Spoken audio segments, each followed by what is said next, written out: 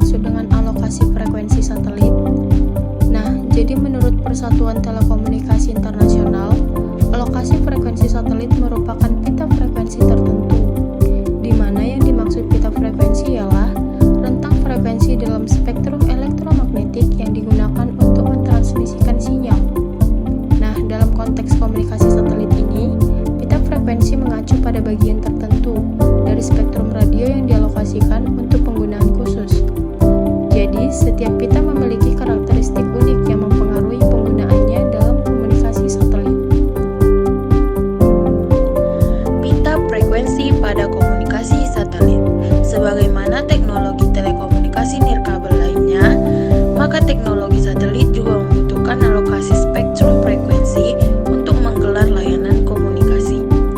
Beberapa pita frekuensi yang dialokasikan untuk penggelaran layanan komunikasi satelit dapat dilihat.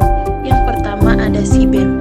Pita frekuensi ini berada dalam rentang 4-8 GHz dan merupakan pita frekuensi yang paling awal dipakai untuk sistem komunikasi.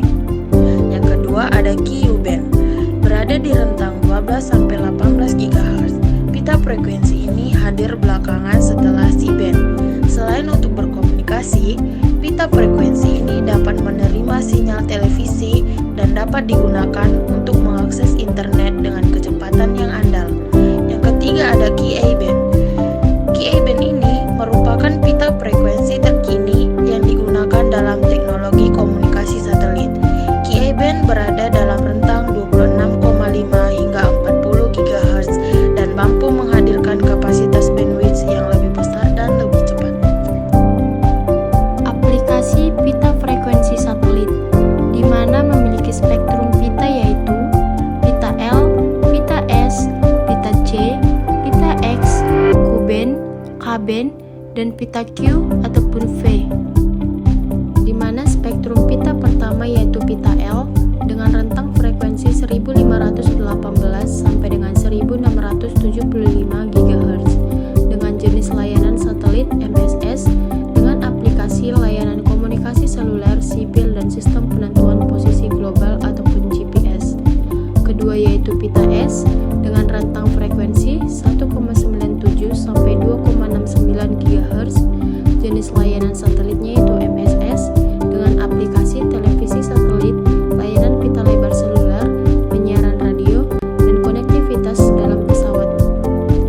Dan ketiga ada pita C dengan rentang frekuensi 3,4 GHz sampai 7,025 GHz dengan jenis layanan satelit MSS dengan aplikasi layanan data, umpan satelit mentah, dan jaringan TV satelit.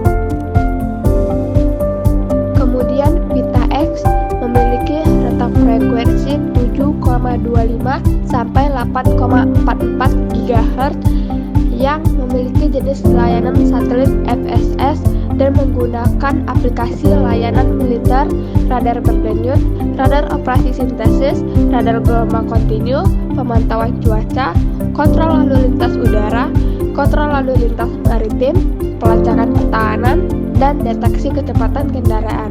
Kemudian, pada Ku-band memiliki rentang frekuensi 10,7 sampai 14,5 GHz yang memakai jenis layanan satelit FSS dan BSS dengan menggunakan layanan data televisi satelit tetap.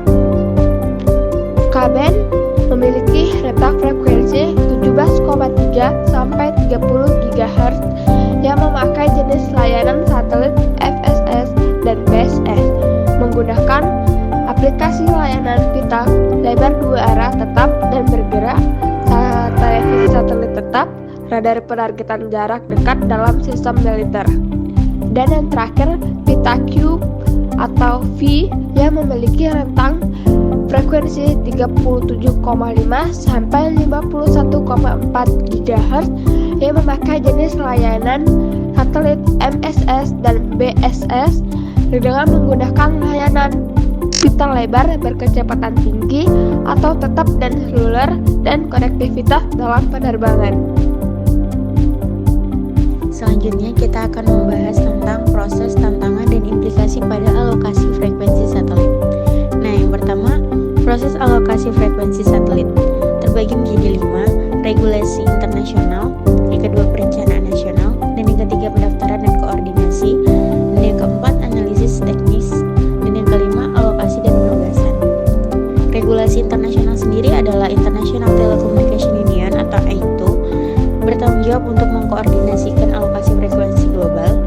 Yang kedua, perencanaan nasional. Perencanaan nasional sendiri adalah setiap negara memiliki badan regulasi yang mengelola alokasi frekuensi di tingkat nasional. Dan yang ketiga, pendaftaran dan koordinasi. Operator satelit harus mendaftarkan dan mengkoordinasikan penggunaan frekuensi mereka dengan ITU dan negara-negara tetangga. Dan yang keempat, analisis teknis. Analisis teknis sendiri adalah dilakukan analisis teknis untuk memastikan tidak ada interferensi dengan layanan yang sudah ada.